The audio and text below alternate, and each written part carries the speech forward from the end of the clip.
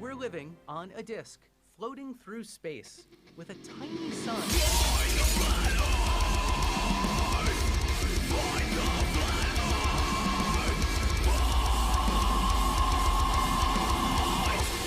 Hey, I'm FTFE, welcome back to the channel that does to stupidity what the sound of Christmas music is going to do to your sanity over the next 30 days. Welcome back to the first show of December 2021. Where the hell has this year gone?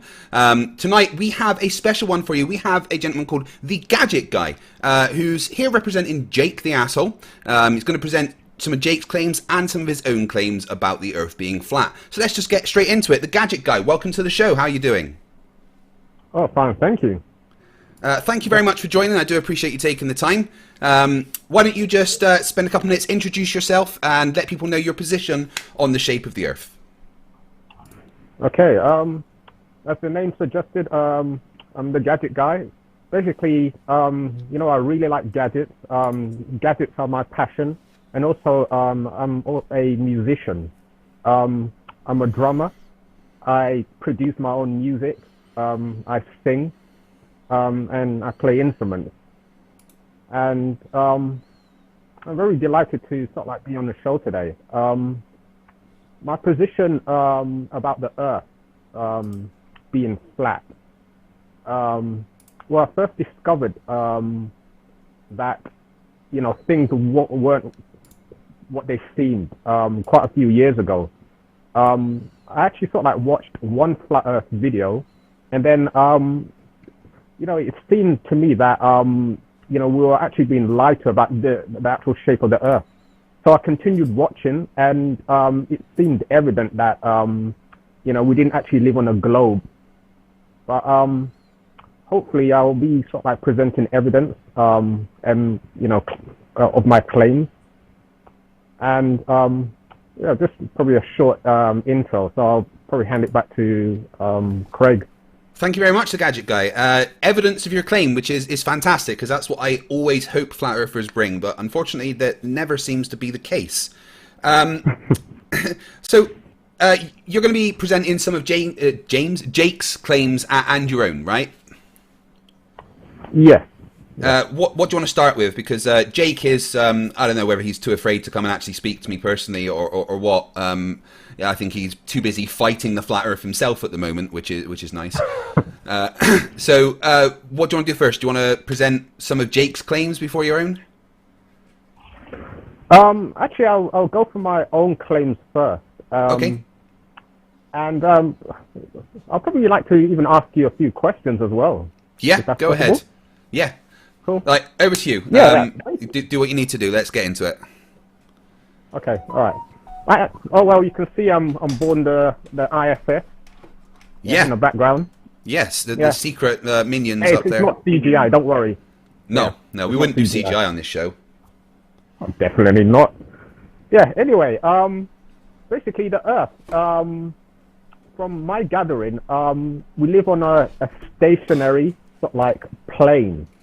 Yeah, that's not moving. Traveling thousands of miles around the sun, and I actually wanted to know what you actually thought of that, and if you actually had any evidence that we were actually traveling and moving. Well, yeah, I say that we are on a rotating globe, and that's basically due to the empirical measurements of my claim. You know, it's pretty easy to actually measure the motion of the Earth. There's well, practically hundreds of ways that you can do it. You can do it with a bit of weight attached to a string, for instance, and measure the Coriolis forces that show that the Earth is rotating. You can use fiber optic gyroscopes, like thanks Bob Nodell did. You can measure the rotation based on the parallax measurements to luminaries in the sky. There's many ways to demonstrate that the Earth is in fact moving. So for me personally, I go with empirical measurements to back up my claims. Empirical measurements. Okay. Yeah. Okay. Well, to be honest, I've actually never sort of experienced the Earth actually sort of like rotating at all. And even though you're claiming that all these measurements are possible, I don't know. Like, I know you've heard this many times or thousands of times, but your senses are always the best way, and the best way to actually detect things. All this motion that you're claiming has never ever been sort of like really detected, has it? Well, yeah, it has been detected. That's how we can measure it. Do you mean detected by our bodies physically? Yeah, by our physical, yeah. Oh, okay. Well, that's interesting. Could you tell me which part of the body is capable of detecting a constant motion? A constant, well, when you go on let's say a theme park ride, and Yeah. you're sort of like on, let's say a merry-go-round. Yeah. Obviously, your body will detect it, like that you're actually on a constant movement or a constant spin, let's say. So, are you talking about like the things that spin around and stick you to the outside? Basically, yeah. Yeah. So, what you're feeling in that case is something called centrifugal acceleration, which we do experience on Earth, and it actually makes a difference to our weight. Based on the amount that the Earth is spinning, the centrifugal acceleration that it imparts actually makes us weigh about 0.05% less at the equator than it does at the poles. So, we do experience that rotation, that centrifugal acceleration. That we definitely do feel that because we physically weigh less at the equators than we do at the poles. Okay, yeah, but we don't actually experience that on Earth, do we? Yeah, we do, because you physically on Earth at the equator weigh less, and that's what we feel. The weight. That's how we tell what force is acting downwards on us, and you've got gravity acting downwards and centrifugal acceleration acting away from the center of the Earth. So at the equator, you've got that feeling of being pushed away, like you are on that merry-go-round. But because the Earth's rotating so slowly, it only equates to centrifugal acceleration that equals about 0.05% difference in our net weight. Okay. Because what you're saying, I've never actually experienced. I'm only going by my experience. So what do you think you should experience? Well, if you're claiming that the Earth is sort of like, rotating 1,000 miles an hour, Rotating then 1,000 you miles an should hour? actually experience that, shouldn't you? Well, you should actually, your whole sort of like body, like the merry-go-round, like you should sort of experience that sort of motion. So the Earth isn't spinning at 1,000 miles an hour. The Earth is spinning at 0.000694 RPM. That's the speed of the Earth, right? We're not spinning at 1,000 miles an hour. You guys seem to get confused between rotational velocity and tangential velocity. You don't rotate in miles an hour. For instance, the engine of your car, that doesn't rotate in miles an hour. That rotates in RPM. miles per hour is your straight line speed. And at the equator, that rotational velocity equates to about 1,040 miles per hour at the equator only in a tangential path. So, the spin of the Earth is very, very, very, very slow. That equates to about half the speed of an hour hand on a clock. Okay. But you're claiming that the Earth is moving, but like nobody's actually, except for so-called astronauts. I won't even say astronauts, but nobody's actually seen the actual Earth move with their own eyes, have they? It moves very, very, very slowly, so you'd have to stare at it for hours at a time from space to see it rotate. However, billions of people have seen that because, for instance, the TV network DirecTV, Dish Network, had a 24-hour live stream of the Earth from space for over a decade. There's you can get live video from Discover One at Lagrange point. You can look at Himawari 8, which takes images every 8 or 9 minutes and put them together in a time lapse and see the Earth rotate. So yeah, I'd say there's plenty of people that have seen the Earth rotate, but it's rotating so slowly, it's going to be quite a long time to actually watch anything happening. Okay. Like to be honest, I'm actually interested in checking out these video footages that you've mentioned. Of the Earth rotating from space? Yeah. Yeah, okay, so, we can look at Discover One, we can look at a clip from... let me get this up, give me 1 second. So, if I just simply go to YouTube... it was called Echo Star 11, and it was attached to the Dish network on DirecTV, right? And it literally had 24-hour live stream of the Earth rotating from space. Let me just bring this up. Give me 1 sec. Is that actual 24 hours, or did the screen actually go blue? The Echo Star 11 had a 24-hour live stream from space. So let me just bring this up so everyone can see. So this is what, if you had the Dish network, you could at any time click onto this and watch it from space. I'm clicking through it quickly here, but to show you. But yeah. So there has been for a long time 24-hour live streams of Earth from space showing the rotation of Earth. This is, of course, in a geosynchronous orbit, so which means that the satellite maintains its position relative to a point on Earth. So the rotation that you will see in this case is, the literal darkness going across the Earth as it goes. But again, this was a live stream from a satellite that was literally attached to a cable network that anybody could watch. And that's just, I know flat earthers instantly go, well, it doesn't look very good. It looks fake. What's with all the dots and stuff? The dots that you see, for instance, here, the dots that you see here are simply solar radiation that has damaged the sensor on the camera, which is why you see these dots. But, you can clearly see that the Earth is rotating in this footage. And then obviously you've got Himawari 8, which is something that takes an image of Earth for every 8 or 9 minutes, and Himawari 9, I believe, is going to be going up soon to take over. I can just bring up something that was taken recently. Oh, no, I don't have a browser there. So we could just go to Himawari 8 on here.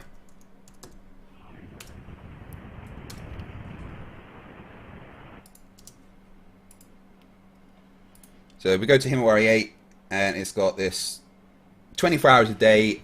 It's the Japanese weather satellite when it wants to come up, and that was taken in, well, about 19 minutes ago. This one, and this has been demonstrated by you've got channels called Where's Wally and a couple of others who live in Australia, and they've tested this by looking at the cloud patterns in real life compared to what we see, from this. And again, this is pictures that are taken every 8 minutes. You can scrub back and see stuff that was taken earlier in the day.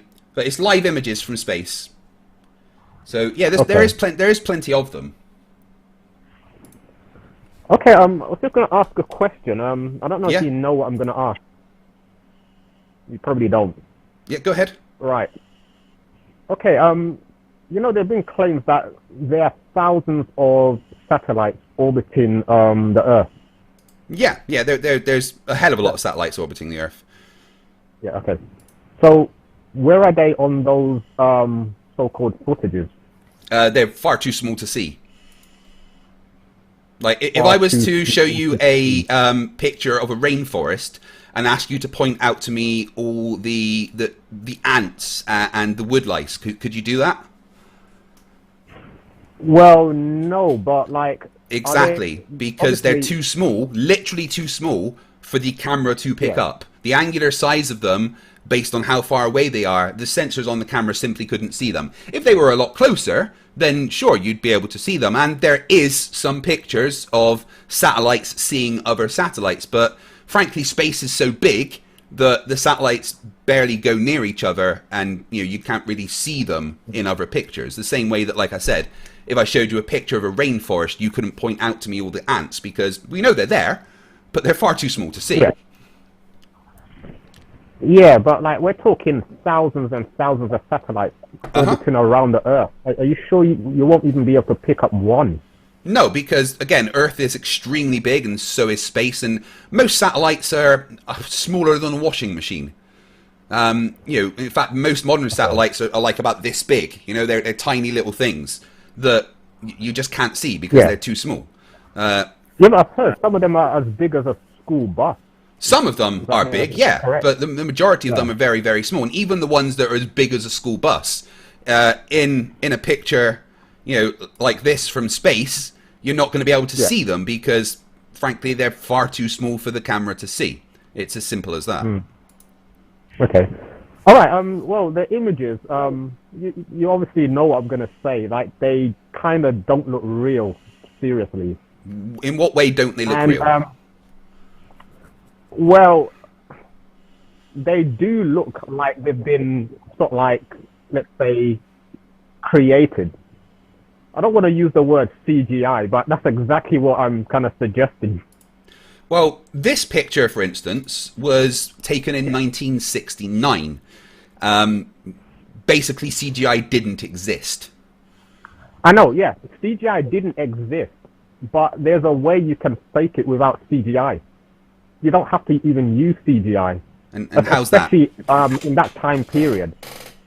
And how in 1969, or I've got a better one from 1972, how would they have faked that? Okay, just say like I wanted to create an image like that.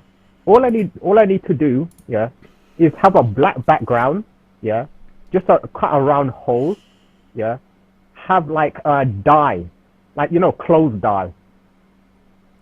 Yeah, put a white shirt behind it and put clothes dye, like with multiple colors. There you go. How would that get you a picture of Earth from space that like matches time and date and everything? Matches time? What, back then? Yeah, well, you can use timeanddate.com to reverse in time to see what. No, yeah, but you can say right. So if this was taken from this particular place where NASA say it was, you can check timeanddate.com and look and see it. No, I'm not talking about that. I'm talking about the 1969 image. Yeah, well, this one's 1972. Didn't exist, did it? This one's 1972, and this one's 1969. So that they were both taken with Hasselblad cameras, physical cameras, developed in a darkroom. On a physical film. There's no trickery and anything. And in fact, the originals, the negative, they're not called negatives from this camera, but the originals, they actually exist that you can go and see yourself. And I do have a picture of the negatives here. I did have. Oh, cool. Okay. Give me one sec. I need to organize my files better. All right. No problem.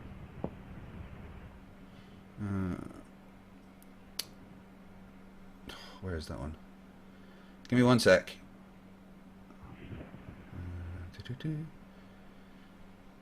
Oh, don't tell me I deleted that picture.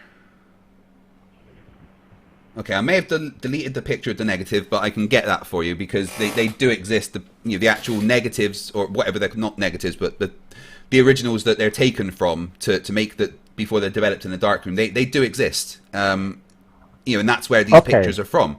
And they still exist today in a museum that you can go and see. And I did have a picture of it saved, but when I've rejigged all my files, I seem to not put that one back in. That's all right. Okay. Sorry, one second. Just double checking that I don't have it.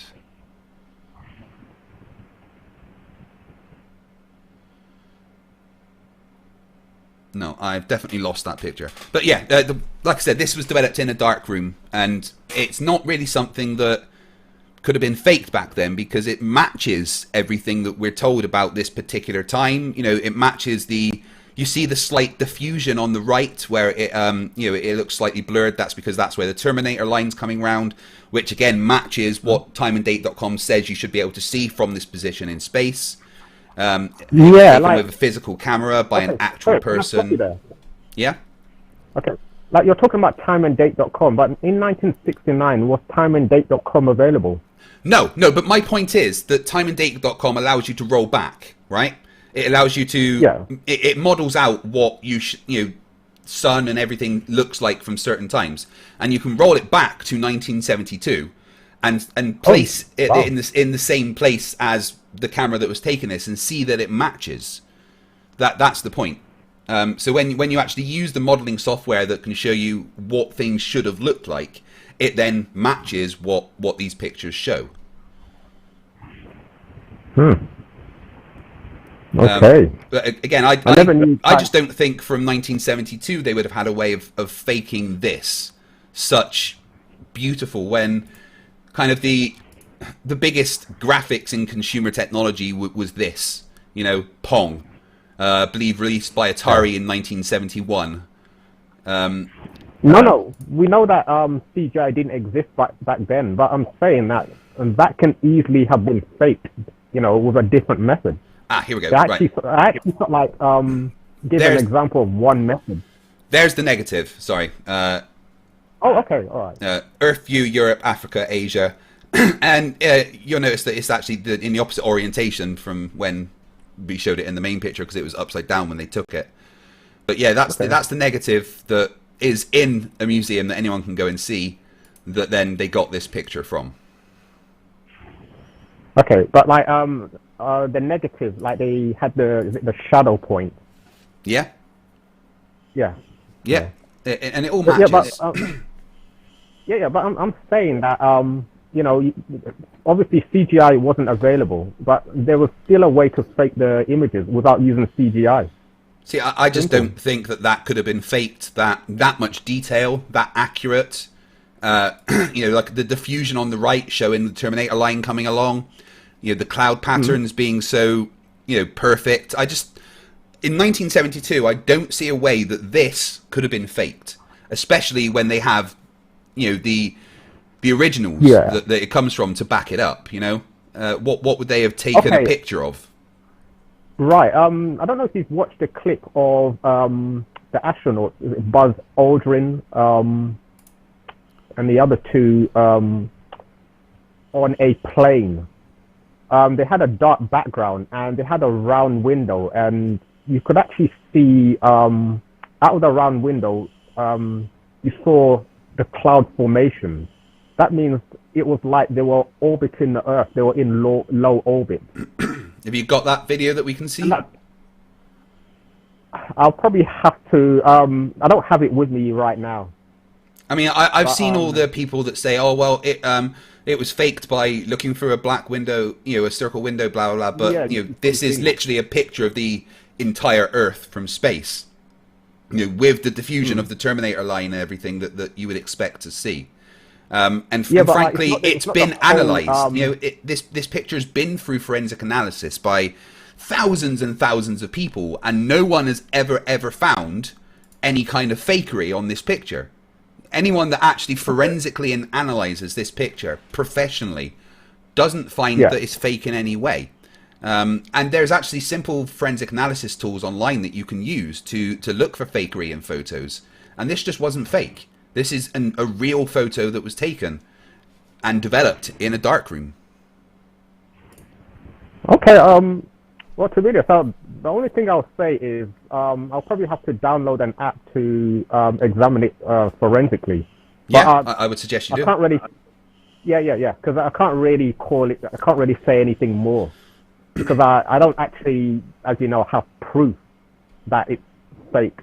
So yeah, and that's kind of my thing here, right? Is Jake the asshole, and all other flat earthers, they claim fake, but they've never got any evidence that it's fake. They just claim fake, and then when we say, well, have you got any evidence that it's fake? They just laugh at me and go, ha ha ha, have you got any evidence it's not? Well, I'm the one that's got the actual image, and you're the one that's claiming it's fake. So burden of proof kind of lies with you guys to prove that these are fake, and no one has ever proven that any of the images from NASA are fake. They just either misunderstand what they see or kind of deceptively edit videos and stuff. This is why, like, I normally, start questioning, what's been presented. Because obviously, if I don't have any evidence, then, I can't actually really claim that, it's... I can only suggest what may have been done or how it may have been fake. But obviously, I don't have any evidence to back that up. So you can see I'm quite honest already. Yeah, and that's the thing. Obviously, CGI does exist, as Jake knows too well from watching my videos and not being able to figure out what is CGI. But just because CGI exists and just because fakery exists doesn't mean that everything you see is fake. And I'm not the kind of person that instantly goes, oh, well, that's fake, I don't believe it. Unless someone can show me evidence that something's fake, then I'm going to accept what I see. Okay, actually that leads me to the Blue Origin video of William Shatner in space. Actually, there was one, let's say an object that was floating, and it literally disappeared. Yeah, that object didn't disappear in the Blue Origin video. The object that you're talking about, that you see disappear, only disappears in Jake's video where he looped it. In the actual Blue Origin video, it doesn't disappear. And I don't know if that's deceptively edited by Jake on purpose, or whether people are just misunderstanding what they're seeing. But in the Blue Origin video itself, that floating object doesn't disappear. It's only during Jake's video that it does. Ask you for evidence, if you have any evidence that that video that you're claiming from Jake was edited. Yeah, do you have the actual Blue Origin? Well, I've got Jake's video where he is talking about it, playing it over. He's looped it, playing it over and over, and that's what we see. Yeah, I've got that as well. Yeah, and that's all it is. It's him looping it. There is, that's not what Blue Origin showed. That's just him looping the video, which you can see is the case. But he got that from the news, didn't he? The news broadcast. Yeah, and then he looped it himself.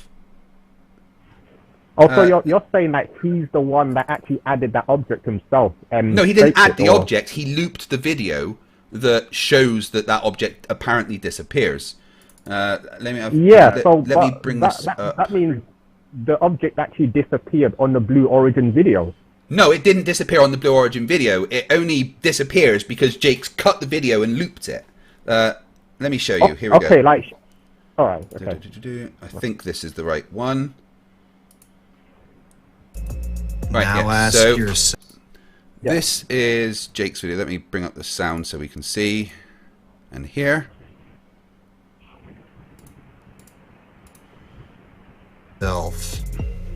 Is that augmented virtual? Oh, no, it's the one before that. Sorry, one sec. So we did 11.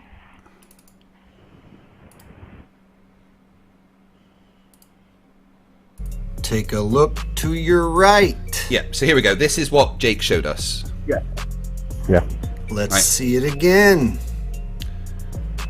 Now, the object itself and isn't a little disappearing. Slower and closer now. As you can see there, he's cutting the video and it disappears. Did you see it? That's not Blue Origin. Again. As you could see from William Shatner's head, You know, you see it kind of And a little cut away. Let's see it again. It's actually it's Jake's looped the video. It's not, you know, and a little it's not slower Blue and Origin. closer now. This is what Jake did. Did Jake's you see point it? here, I kind of think Look you've missed again. the point. Jake's point here was that object looks dodgy and is augmented virtual reality, which isn't a thing. You either have AR or VR, not both. But Jake's point here wasn't that object is disappearing, is that it looks Now, dodgy really, and digitally really added. slow. Pay very close Okay, I see. attention to what you are seeing. Yeah. Which it kind of does to me. I don't know. I mean, what you've got to understand here is that this is a very, very low quality video, possibly about 144p. You know, so it's going to look distorted, it's going to look digital, and the fact that it's floating around is unusual to our eyes. However, it's not any kind of digital deceptiveness on the part of Blue Origin. It's what you're seeing is Jake editing the video so that it's looped so that you can see that. Throughout the entire Blue Origin video, that object doesn't disappear, it's still there. Okay, I'll probably get back to him on that. Okay. And like I said, I don't know if that's deceptively edited by Jake. I don't think it is. I think it's just Jake trying to put across the point of, ooh, look at this spinny thing. It looks weird. It's clearly augmented reality. All right. Okay. Okay, yes. All right. Right. Yeah, I was going to go into the model of the globe. Yeah, please do. Obviously, I know all these, let's say, maths and calculations work. And you've obviously got timeanddate.com, where everything in that model sort of like matches up. But I was just going to mention, when you're talking about math and everything sort of like calculated. Now, I'm not sure if you know, but math doesn't actually represent reality. It really does. Maths is a description of reality. Yes, but it's basically the axioms. It actually doesn't represent reality, and I'll tell you why. It's because when you calculate something, let's say you wanted to sort of like calculate the movement of the Earth, yeah? You can sort of like calculate the movement of the Earth, and everything will be correct. You'll get all the sort of like the mathematics and, you know, the number systems correct. But obviously, if you can't actually prove what you're calculating exists, then it's just math and numbers. Okay, give me an example of something that we... Like, you know, all these planets are moving in a solar system, and you've calculated them mathematically. But if you can't prove that these so-called planets exist, then it's just math. No, well, from a telescope, what you're seeing is just lights in the sky. Well, you can use parallax measurements to calculate their distance. We've also sent probes to most of the planets in the solar system and, you know, seen them up close. Well, that's up for debate because it's not really. Obviously not a lot of us. It's not really up for debate. You can disagree with it, but I mean, the fact that we've done it shows that we've actually done it. The fact that we've got all the data, the fact that, again, we can measure the distance to the planets using parallax measurements. We can bounce radar off of most of the planets, even the sun, to see how far away they are. You know, we haven't just calculated it. We've demonstrated that these things are there. For instance, the sun being 93 million miles away, we know that's a fact, not only because we can quite easily calculate the distance using the transit of Mercury or Venus, but because we've currently got a spacecraft within 2 million miles of the star's corona called the Parker Solar Probe. So we know how far away it is because we've literally sent things there. Okay, and your evidence for this is all the data that comes from the Parker Solar Probe. You know, that is what we would consider evidence, and the fact that it matches calculations done by, you know, parallax measurements and bouncing radar waves off of the sun. You know, the evidence is that we've sent something there, and it's giving us data showing that it's there. Okay, and right, you have sort of like video evidence of this as well. Of Or is well, it we've got just- video evidence of the Parker Solar Probe being sent into space. Yes, the Parker Probe doesn't have video cameras on board. It's got data that sensors that collect data in other ways. We've also got things like spectroscopy, where we can measure the light and energy coming from the sun and see how far it's traveled and things like that. There's many ways to actually see what our calculations show us, and the calculations are actually really good. For instance, do you know about the discovery of Neptune? I've heard about that. Yeah. So we were observing Uranus in its orbit, right? And we noticed that during Uranus's orbit, there was a slight perturbation. It did something that was odd. It moved in a way that, based on our understanding of gravity and physics, it really shouldn't, right? So it confused a lot of people. So then some very smart people did some calculations and said, look, if Newton's law of gravity and Kepler's laws of planetary motion are correct, then this perturbation of Uranus shows that there is another big body emitting a gravitational field in a particular place, right?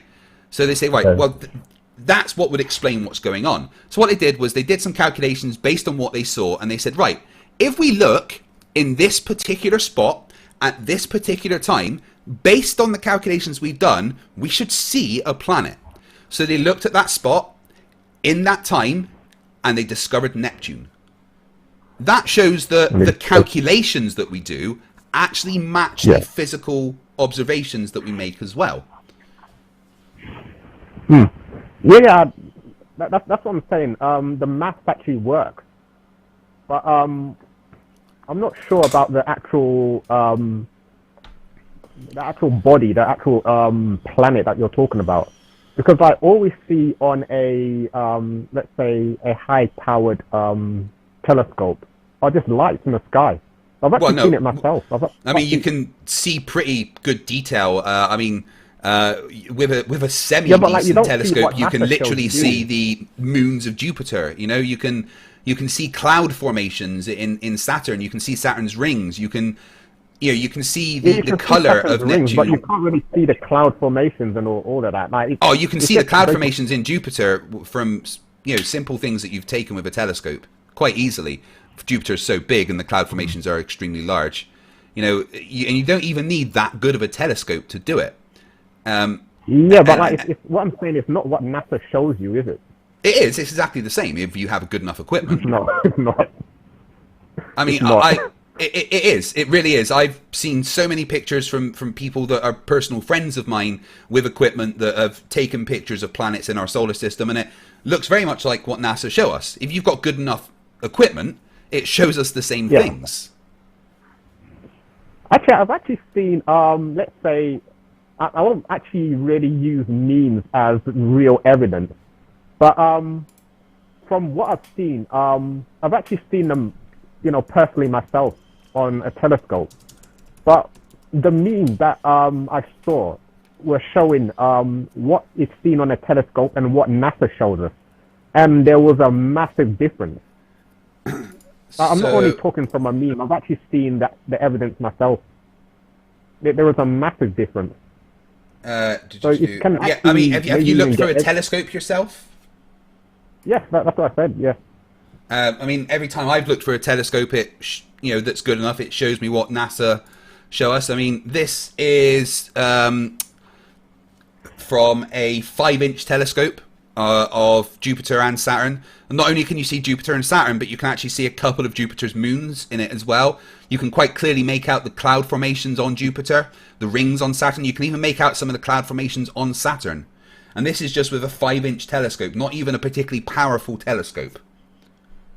Nothing to do with NASA, and that matches exactly what NASA would show us. And let's compare that with, for instance, an image from NASA. So this is the Hubble telescope taking a picture of Jupiter. So this is literally from NASA, right? And this is from an amateur with a 5-inch telescope. Okay, your point, yeah. Yeah. And, if you've got a decent enough telescope, you can do this yourself. See. Yeah. Because like the telescope that I use, like I must admit I didn't see that sort of detail on there. Again, it depends on the telescope. Obviously, it depends on the quality of the sky during the day that you're doing it. Yeah, true. I honestly think a lot of this comes down to people just not wanting to believe what they see, and then seeing some memes and stuff on Facebook that NASA shows us different to what we show, and then you'll see a picture of like some hexagon looking out of focus things. This is what we see, but not what NASA shows us. But that's because people have tried to take a picture of Jupiter with a P900 out of focus. If you do it properly, if you do it properly with the correct equipment, and again, this is from a 5-inch telescope. Literally, this is like a 30 quid telescope that you could buy for your kids. It's not even a decent telescope. Right. Okay. All right. Okay. Do you have anything to ask me about the so-called not so-called the flat Earth or my beliefs? Well, it's all about evidence for me, right? Like I said to you, I base my position not on beliefs, not on what people have told me, but on empirical evidence that can be, verified. So that's what I always want from Flat Earth, is some empirical evidence, a measurement, an experiment, something that demonstrates physically that the Earth is flat and non-rotating. Do you have anything like that? Okay, yes, because no, that's a actual decent statement. A good question as well.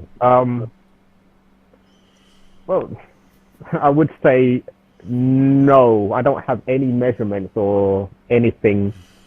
Like, I would say all it is like it is really hard to prove. I must admit.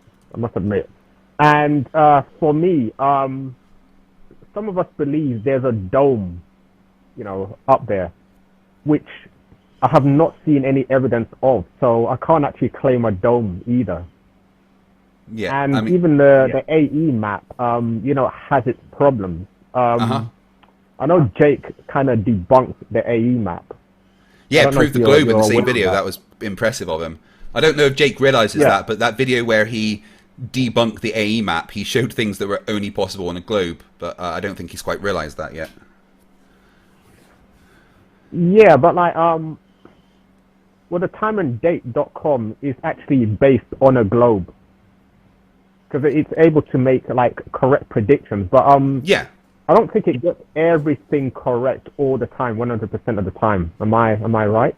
I'm yet to be shown a time where it isn't correct. The model works perfectly. That's the thing. The timeanddate.com is based on data for the heliocentric model, for the movement of the solar system that we know. Yeah.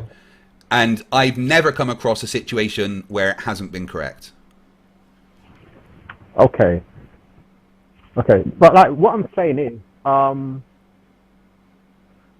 in terms of sort of like proving, that the Earth is flat and stationary, it's only done by, let's say, actually, it's also been, I believe, done by laser experiments. What do you mean, like laser experiments, like laser over water and stuff? Laser over water, yeah. So what would you do if I told you that lasers bend with refraction? What would I say to that? Yeah. Well, to be honest, I won't say like you're wrong, because I've actually never done the laser experiment myself. But I'm just stating that laser experiments have been done. Here's the problem with laser experiments, right? Laser is light. It's just a coalesced light beam. That's all it is. And light is subject to refraction, which means that when it goes through a medium of change in density or change in temperature, it changes the path of light. Like when you put a pencil into a glass of water, the pencil then looks like that, right? Instead of straight. Oh yes, it bends. Yeah. Yeah, that's refraction. Now, if the medium that it's going through is a change in density, instead of it just being a straight line, you'll get a curve. And that's what happens when you shine a laser over water. Over water, you get a very quick change in density and temperature. It's called a lapse rate. So closer to the water, it's going to be really cold, but then you move 2 meters above the water, and it's like 5, 6, 7 degrees warmer. And because of that change in temperature and that change in density over water, it makes the laser follow a curved path through the changing density. So that's why laser experiments over water to try and show that the Earth is flat are completely pointless, because refraction exists. The only way that could be conclusive if it was done in a massive vacuum chamber. Okay, all right. Okay, all right. What's your opinion on the Chicago skyline? Refraction. Do you believe that was a... Sorry? Refraction, exactly, refraction. In a you specific would say type of refraction called I've looming. heard a lot of the... Yeah. So the Chicago skyline in that image is what, 59 miles away, right? Yeah. So on Earth, if the Earth's a globe with the radius that we say, every 69 miles equates to 1 degree. So if you're looking at the Chicago skyline that's 59 miles away, that's less than 1 degree of curvature, which means the light only has to bend less than a degree for you to be able to see what's on that shore, or at least see the buildings on the other side. And standard refraction, as much as there is such a thing, causes light to bend about a degree. So I mean, what we see on the Chicago skyline is kind of what we expect to see with those conditions. Refraction literally causes things that are beyond the horizon to be brought up above the horizon and allow us to see further. So you're saying that the Chicago skyline is basically something that was or is refracted? And yeah, brought, what you're seeing from when you're on one shore, looking at the Chicago skyline, you're seeing a refracted image of the Chicago skyline. I mean, you're always seeing a refracted image, but in that case, it's refracted enough that it's brought it up above the horizon.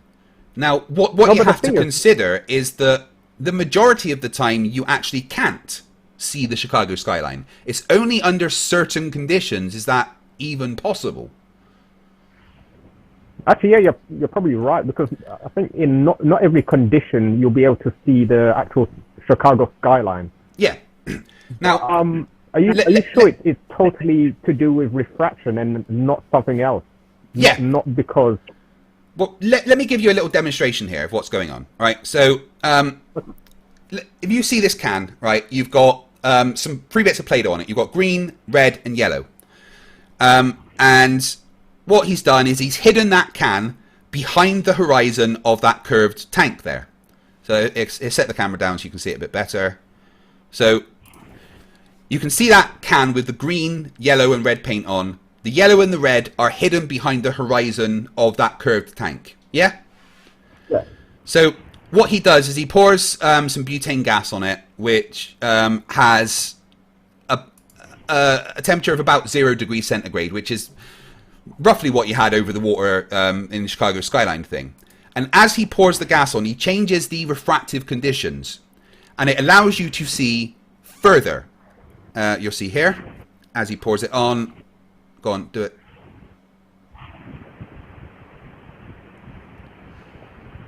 And you see what happened there. It allowed you to see further. As the refractive conditions change, you can see what is hidden behind the horizon, because the refractive conditions have allowed you to see further. And that's what's happening with the Chicago skyline. It's bringing what is hidden behind the horizon of Earth above the horizon because the light is bending. It's not physically moving it, but it's changing the apparent position because the refractive conditions are making the light bend that appears from our perspective to bring the things above the horizon. And this is exactly what is going on with the Chicago skyline. It's exactly the same principle. This is just recreated over a short distance to show that the refractive conditions that we claim do actually exist. Okay, but like you don't think it's the skyline is a mirage? Mirage isn't necessarily the right word. Just calling it refraction is the correct thing to say. Yeah. When Okay. on the news when they said this is a mirage, it's kind of using the colloquial usage of the word mirage for just, tricking your eyes. But I don't think mirage is necessarily the correct word to use. Refraction is the correct word to use. Okay. I actually had something else. Yeah. Neil deGrasse Tyson. Like, I call him Mike Tyson because, he kind of proved gravity by dropping that microphone. So hence the name. But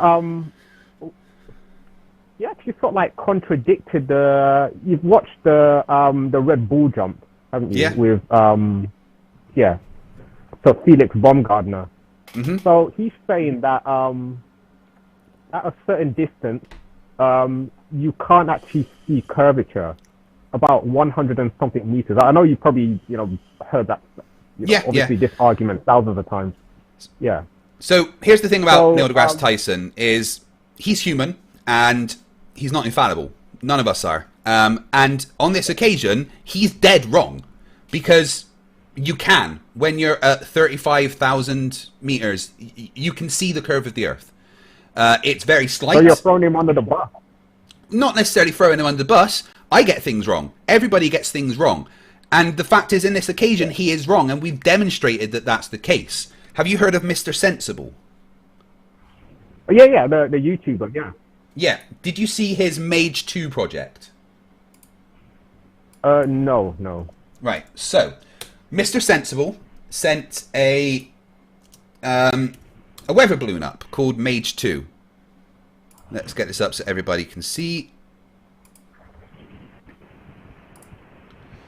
Now, on this weather balloon, Mr. Sensible had 3 cameras. Let's have a look at the payload, wherever it is. So this is his payload. The camera in this that's pointing forward in this white thing is a non-fisheye camera. Okay, and it's looking straight forward, and you've got these 2 reference strings to show these strings are straight. So if on the camera these strings appear straight, anything in between it is as you're seeing it in real life. Okay. Now there is 2 cameras on this as well that are fisheye. One just for the view and one pointing directly up to see the balloon. Now, when they sent this up,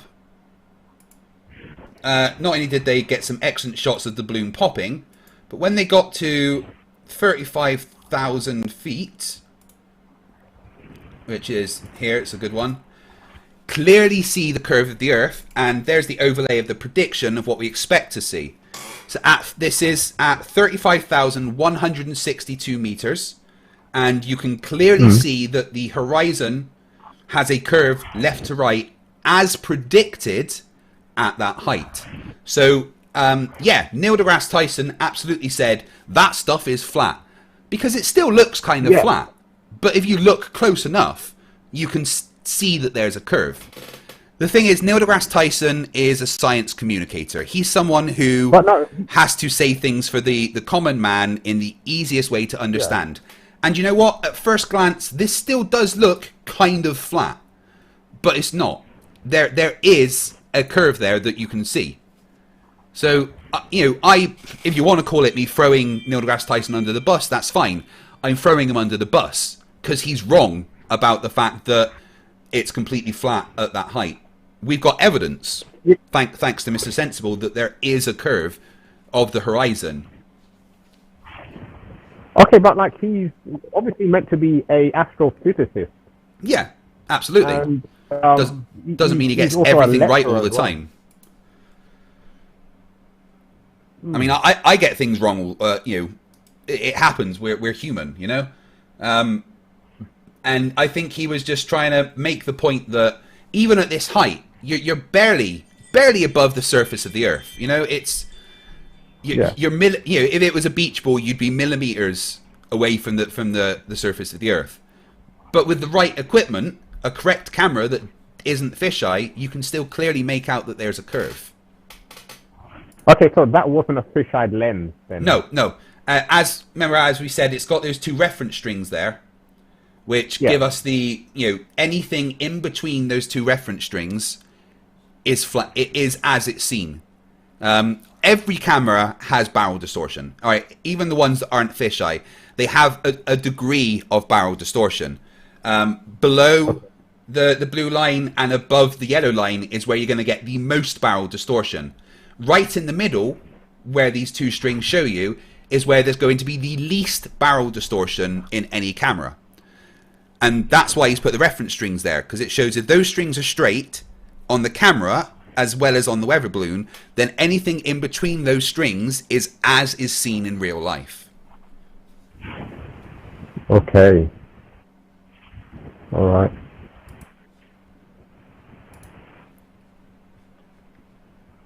So what do you think about that? Okay. No. Well, to be honest, like what I'm gonna do is to try and maybe do my own experiments. Probably see if I can, buy like a weather balloon. Yeah. Well, that's what Mr. That's what Mr. Sensible did. Was he got his own weather balloon. In fact, that was the second attempt that he did, because the first weather balloon had a little hole in, so didn't get up far enough.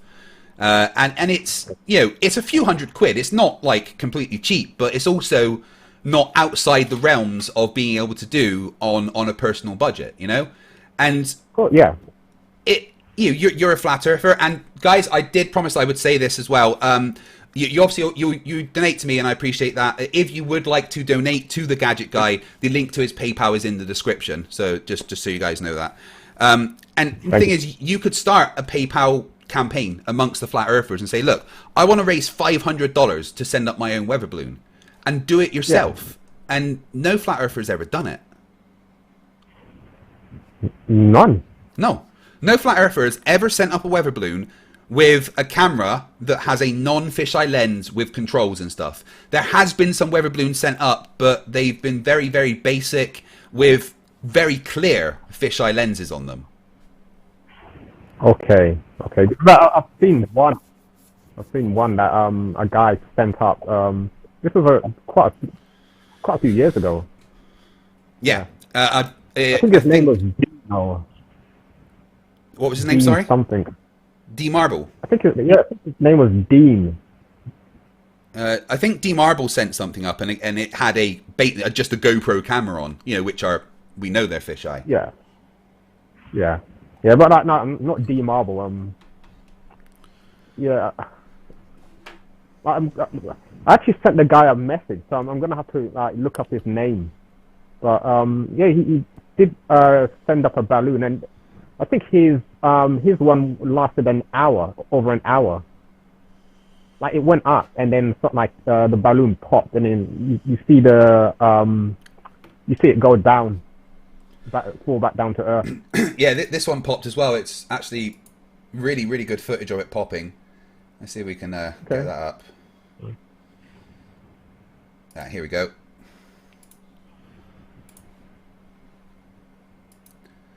So, this is looking up at the balloon. You've got the three cameras there. You see, you got the one looking up at the balloon. You got the fisheye wide cam, and you got the main one. Yeah. So this is fisheye, but this isn't. We're looking up at the balloon here, and you see it pop there. Yeah, because the fisheye normally shows. Sorry. No, carry on. Yeah, I was going to say the fish. No, sorry. Go. It's all right. You carry on. Yeah, the fisheye lens normally shows a convex and concave sort of. Yeah, absolutely. The horizon. Fisheye does do that, as you can see here. As the balloon pops, and you've got it in slow motion, you can see the horizon in the background goes concave and convex, because that is a fisheye lens. But the one that took this image was not a fisheye lens. Okay. Yeah, because I'm very interested in doing it myself, like DIY, doing my own experiments. Yeah, Even that's a the good thing to water do. laser experiment, I want to do myself as well, because obviously I need all the evidence that I can get to actually prove that the Earth is stationary, even though I feel it's stationary. And it's just the senses, but obviously we need actual tangible evidence, Okay, to actually so prove our model. have you heard of Bob Nodell?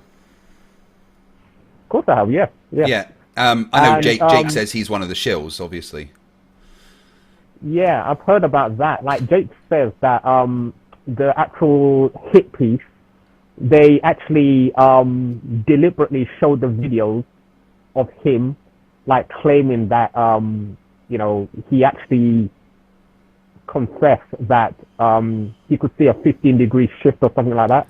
Yeah, But well, let's that have a look at that wasn't video. actually- Okay, it's Okay, actually fine. a pretty good clip. If the Earth is spinning at one rotation every 24 hours, that means that every hour it has to turn 15 degrees. And if the gyroscope is mounted anywhere on Earth, it's going to drift. In today's 21st century navigation systems, they're using what's called a ring laser gyroscope. It is extremely precise. If we could simply get one of these ring laser gyroscopes, we would be able to prove once and for all that there is no rotation to the Earth. One of the people in the community actually purchased one for $20,000. But what we found is when we turned on that gyroscope, we found that we were picking up a drift, a 15-degree-per-hour drift. Which is what you would expect if the Earth is rotating. And the instrument that he used, an interferometric fiber optic gyroscope, they are incredibly accurate. So accurate that there's 3 of them on every modern aircraft in the world that tell the aircraft where it is and stuff. So if that says the Earth is rotating, it's kind of hard to argue with it because it can only measure the rotation of what it's physically attached to. And as soon as you turn it on, the second you turn those things on, it measures a 15.04 degree drift per hour in 3 axes, which is what you would expect from a sphere that's rotating. But interestingly, it also picks up a approximately 1 degree drift every 24 hours in a 2-dimensional plane. That represents the Earth's orbit around the sun. Right. Yeah. To be honest, I don't know what to say to that because it's like he's actually agreeing with the Globies. Well, Yeah. after that clip, he goes on to say, well, we didn't want to accept that, so we tried to find ways to prove that it was actually measuring the ether and not the rotation of the Earth. Well, big problem with that is the ether was disproven, of course, and the fact that a fiber optic gyroscope wouldn't be able to pick up anything outside, it couldn't pick up anything else apart from the physical movement of what it's on. So no ether anyway, and no ability to detect anything outside of the unit shows that it's not detecting an ether. So wait, let me ask, like, how was the ether disproven? Because I've actually heard claims that the ether was actually sort of used to actually detect no motion of the Earth. No, it's kind of the opposite. That's a common flat Earth claim, and they're talking about the Mux and Morley experiment. The Mux and Morley experiment used a very basic interferometer to what they were trying to do, because at the time they assumed the aether was a real thing. So they wanted to try and show that. And if the aether was real, then as the Earth moves in its orbit around the sun, it would create a drag. The same as if you're in a car and you stick your hand out the window, you can feel the wind dragging against your hand. So they said, well, if the aether's real and the Earth's rotating around the sun, orbiting the sun, then we're going to be able to detect that aether drag. It's going to change the way that light's acting. And they did their experiment and they came to the conclusion that there was no aether drag. The only interference that they registered was within the margin of error of their equipment. And they came to the conclusion that either the aether didn't exist, or the aether moved at the same velocity as the Earth around the Sun, which was ridiculous because it meant that the aether was focused on Earth for some reason, or it meant that the Earth and the aether were both stationary. But in the paper, they say, obviously, we know those things aren't true. It only leaves one option, and that is that the aether doesn't exist as we've assumed that it does. And then they did more accurate experiments, Michaelson and Gale, using Sagnac interferometers to confirm what they found. And none of the experiments were about detecting the motion of the Earth, but the relative motion of the Earth compared to the aether. And the results of the experiments were simply that, well, there is no aether then. Okay, all right.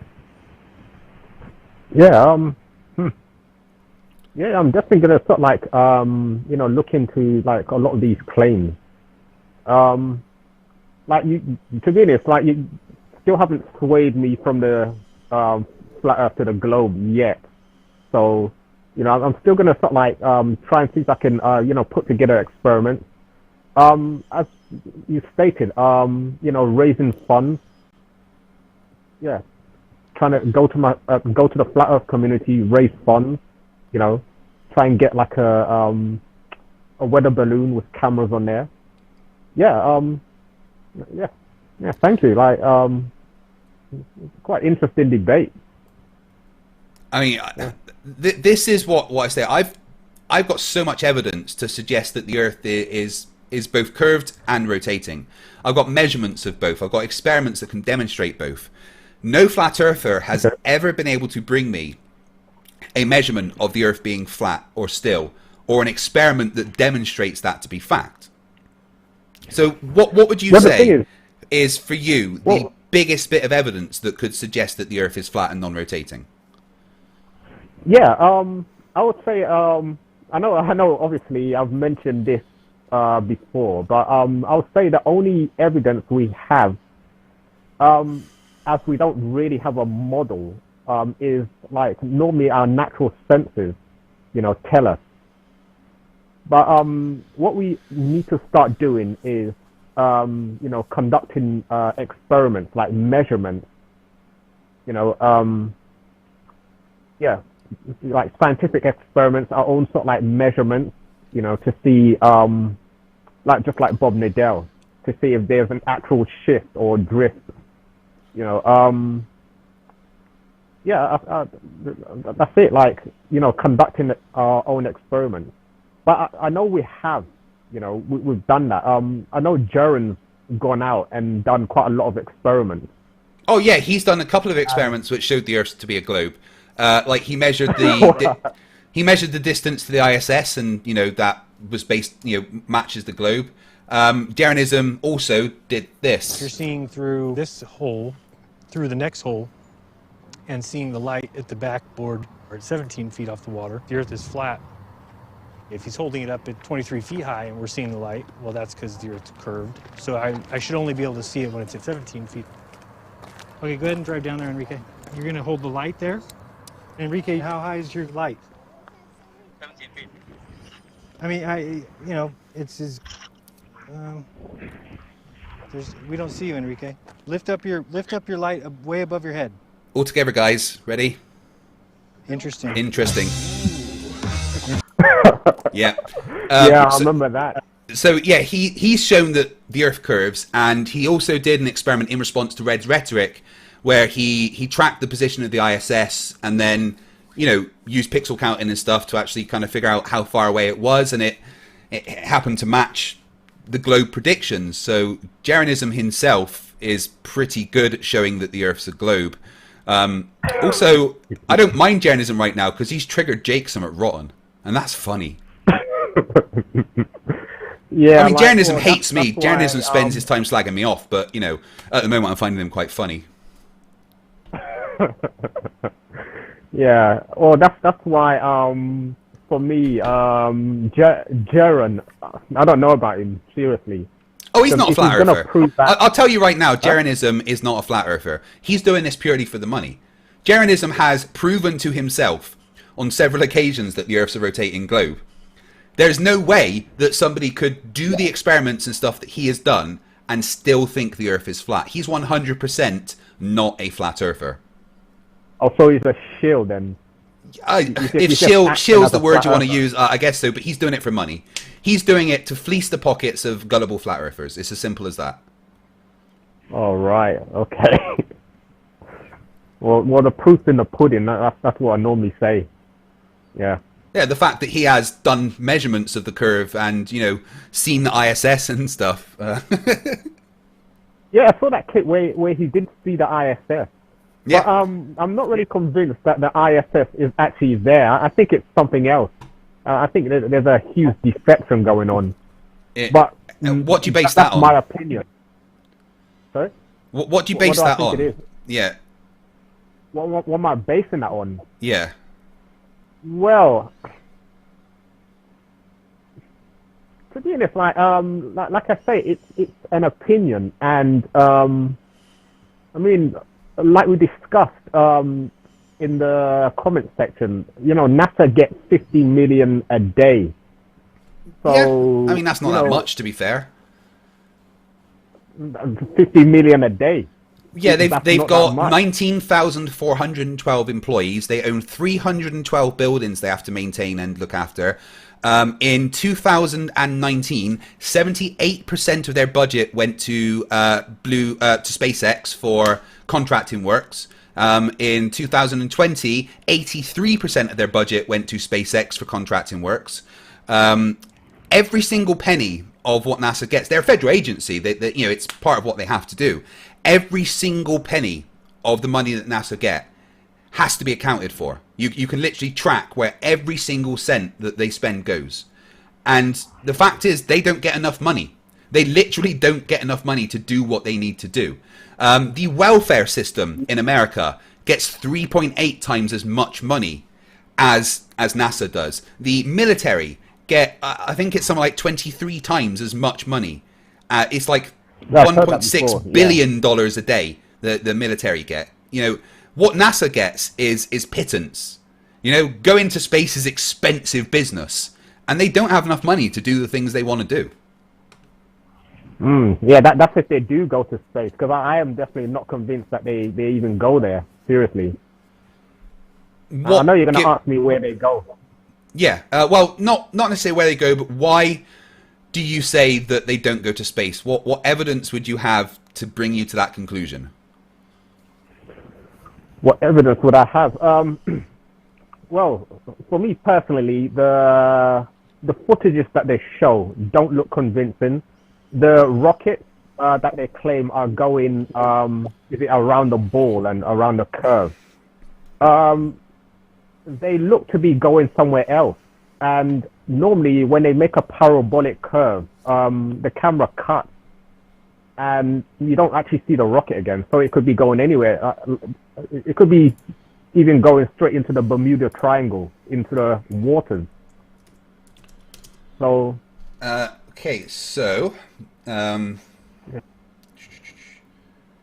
is it? Let me just... the thing is, what I'm saying is you don't actually see it go into space from start to finish.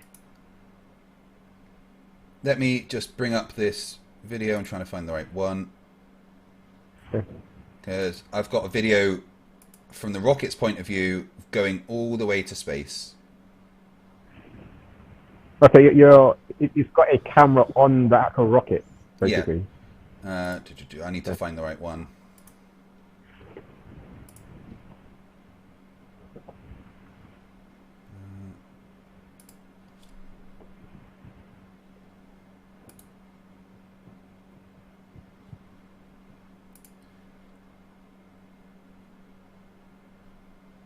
Yeah, so this video is from the point of view of the rocket, and it shows takeoff all the way to space with zero cuts. And it's not the only one. Several of them exist. There's even some from within the cockpit that you see the same thing. So, I mean, unless everyone wants to claim that this is all CGI as well, there is plenty of things that people claim there isn't, when there is. Yeah.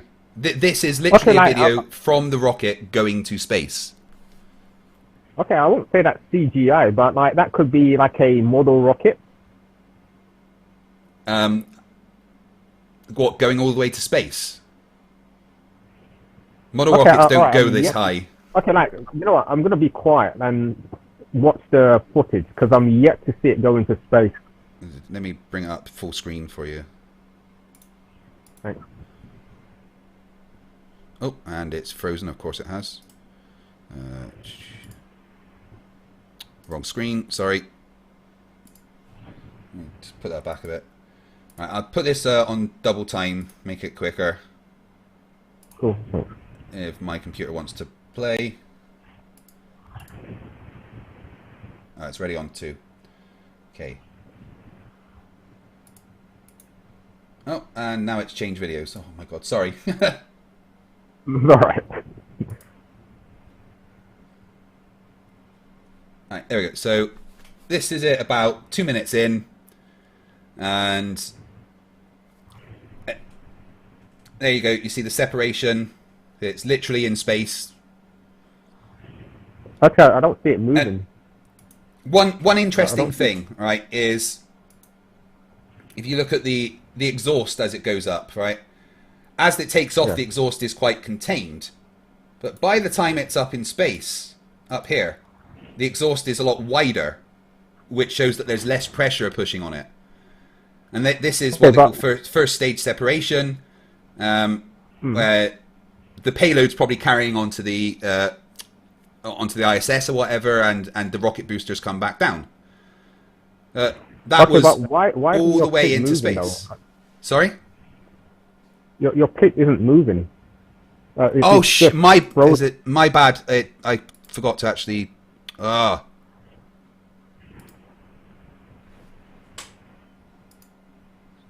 Sorry. Oh, come on, do it. It keeps freezing. I don't know why. There we go. Oh yes, it's moving now. Yeah. Yeah, my bad. Yeah, everyone in the chat saying video's frozen. My bad. Sorry. Cool. Alright, so here we go. It's going up. And you can see the exhaust getting wider and wider as there's less and less pressure. And then you got first stage separation. And you can see that it's in space.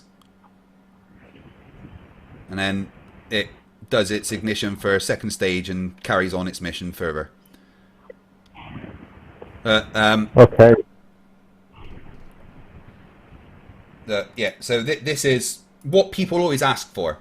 It's a rocket launch without any cuts, all the way. Why does it keep freezing? What have I done there? There we go.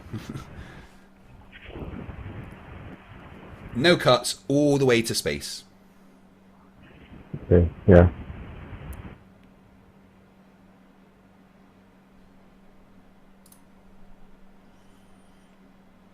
And like I said, this isn't the only one of these. They're actually quite easy to find.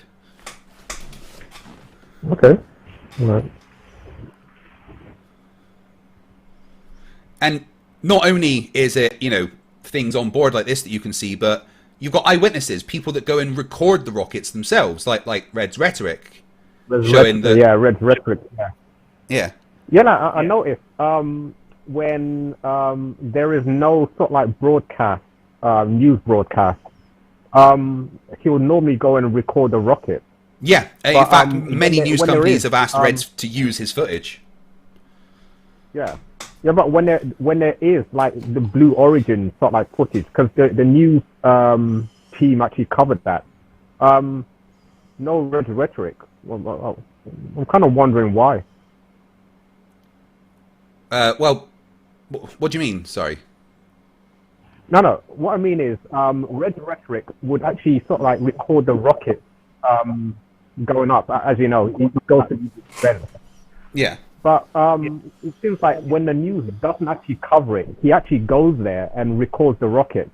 But when they do cover it, like the Blue Origin, sort of like rocket launches, where the mainstream media covers it, like there is no Red Rhetoric.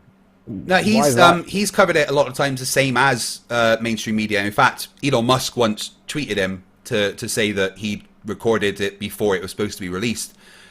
Recently, he hasn't recorded any because I think he's moved away from Florida, from where they do the launches. But there's actually a lot of times where you can compare Red's launches to what the news shows as well. especially with a lot of the Starlink launches that Reds went to. You know, you've got Reds footage that is the amateur footage done with the P900, the P1000, and then you can compare that to what the actual, you know, the news show, and they show that they're the same. I see. Okay. All right. So yeah, there is plenty of times where we can see that the rockets have launched and watch it all the way from the ground up to space. Yeah, because I was originally thinking like they weren't any, they actually didn't actually exist. No, they do. You get told they don't exist by flat earthers because flat earthers don't want them to exist. Okay.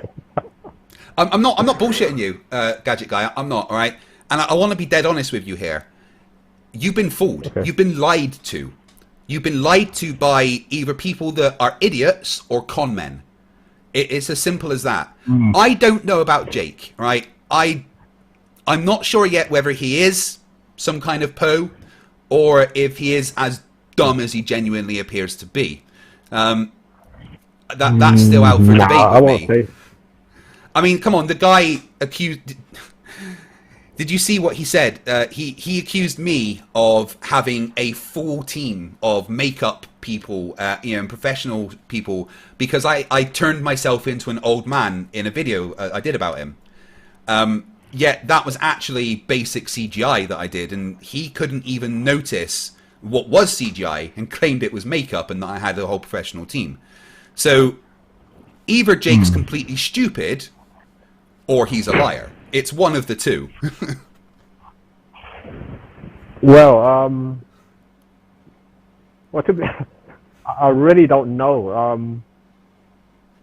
Obviously, you're claiming like you don't have a huge CGI team behind you, backing you up, like doing your. No, Jake seems to think like I do. computer I do graphics. all my CGI myself. The background behind us, I created that. The spinning globe with the name. I had help doing that, but then I finished it and tidied it up. And thank you, Stephen, for that, for helping me with that.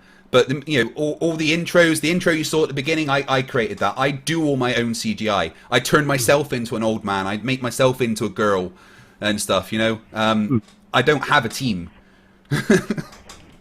Okay, like that's very impressive. Like, yeah, like, I'm actually very impressed with your intros. Yeah. Yeah, Okay. I taught myself to do all that. It's a lot of fun. I spend hours just mucking about with my editing software. I spent a lot of money on editing software, to be fair. Oh yeah, I can see that. Yeah, because even me, like I do sort of like editing. Basically, I have a whole channel like dedicated to my music where I sort of like do finger drumming, and yeah, and I do make my own videos, like edit them. Yeah. Yeah. I'm a musician as well. I don't know if you know, I was a guitar teacher back in the day. Okay, you play guitar. Yeah, anything with strings, really. All right. Yeah, I don't even mind doing like a bit of a sort of like a jam, because like I play the drums, but I play on my iPad, so finger drum. Nice. I do play the live kit as well. I got to say, Jake's got some skills at bass. Jake, I know you're watching, by the way, and you can slap your bass, mate, honestly. If Jake dropped this whole flat earth being an asshole nonsense, he can sing and he's got some musical talent. He should work on that instead of the nonsense that he's doing right now. Although, actually, you know what, Jake can keep doing what he's doing right now because he's destroying flat earth more than I am. Okay. It'll be nice if all three of us, like, got together and did a gig or something. Well, I don't think Jake wants to come near me. Did you see the email he sent me the other day? No. Oh, No. Do you want me to read it to you? If you want, yeah. This is more to show what kind of person Jake is. Here we go.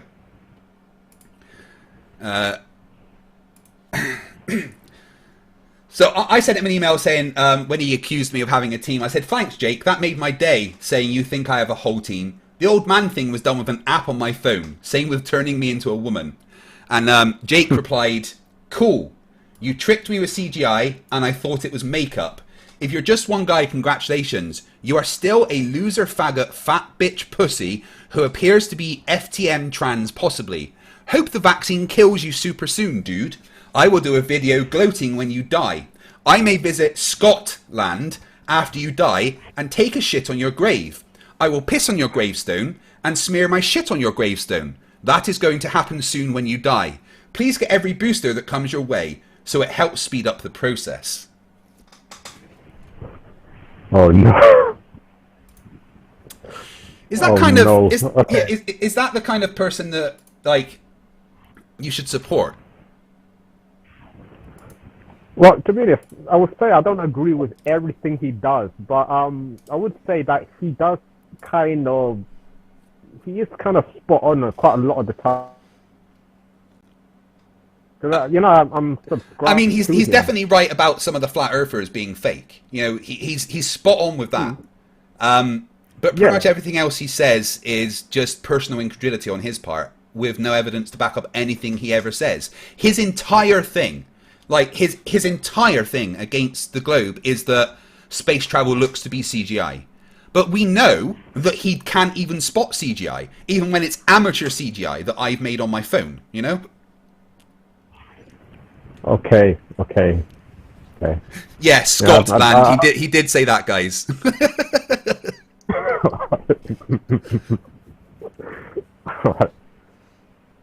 Okay, yeah, as I say, I don't agree with everything he sort of like does, especially like to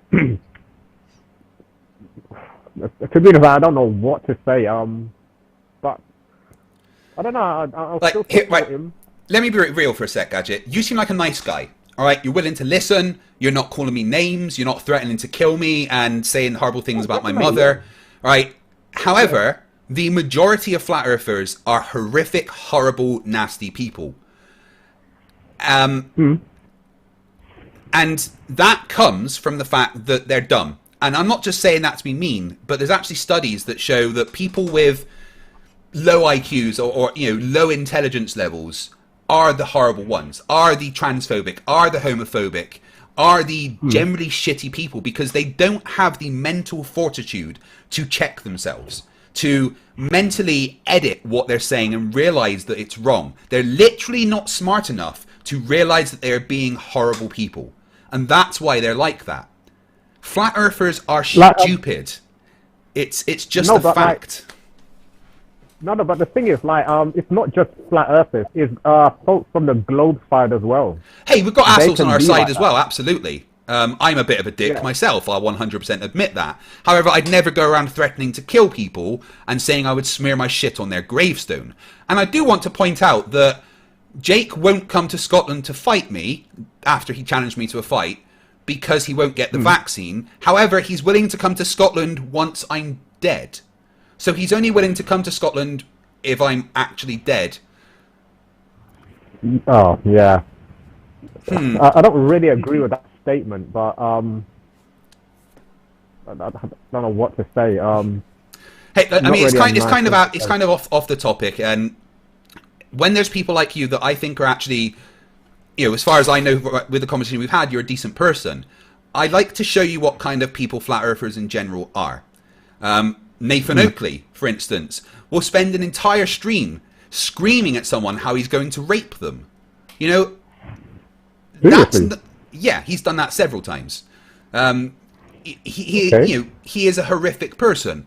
And so many of the flat earthers are horrific, horrible, disgusting individuals that no decent person should want to be associated with.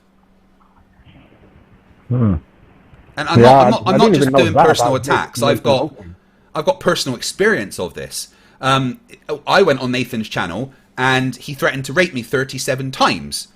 In fact, he asked me to suck his balls over 40 times in the 17 minutes I was on his channel. Oh my goodness. Yeah. Because to be honest, I don't even really know this sort of information, because I do watch these guys, but I don't watch a lot of them, so I won't know about that. Yeah, I watch a lot of them. I can honestly say that is just horrendous. It is. You're right. Absolutely. But I just take it as it is, because it's with the experience that I've got of flat earthers, that's kind of what I've come to expect nowadays. Daniel Pratt, for instance, you know, Daniel Pratt said that he would gladly murder my entire family in front of my eyes. Okay. You know? I've heard Daniel Pratt saying that he won't actually debate you at all. No, he won't, because he's a clown. Right. Do you want to hear Daniel Pratt being a nice person? Okay, yeah, if you Right. if you want to play me the video. Okay. Yeah. Where is it? Where'd it go? That would be on my to render files, wouldn't it? Pratt clown. Here we go. I did a little bit of editing to the video of him slagging me off. So let me just bring this up. That's all right.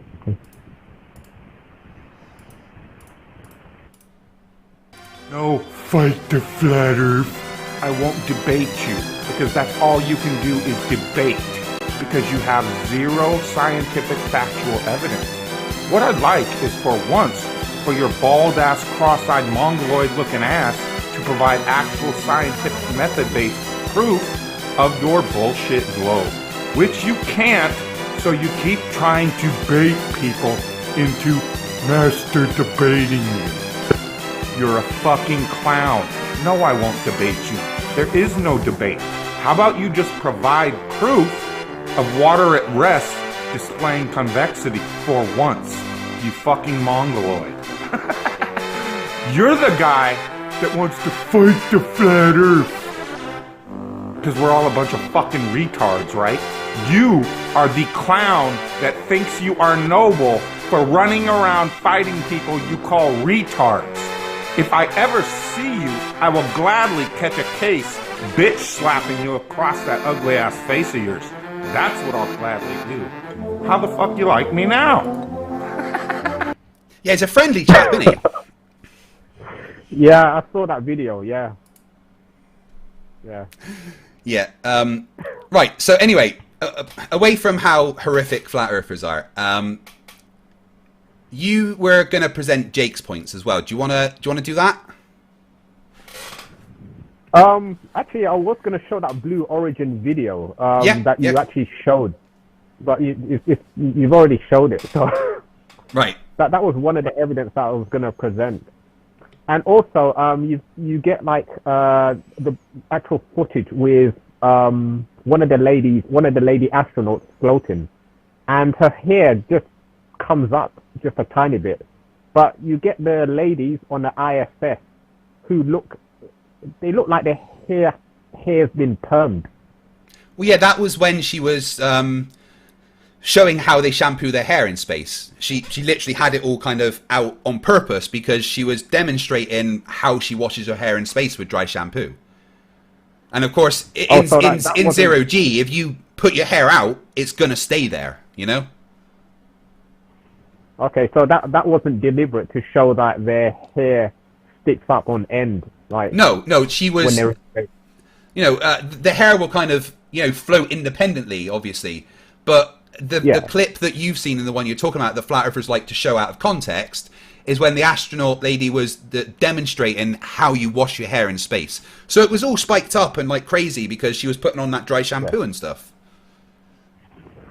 Okay, like also like the SpaceX footages of let's say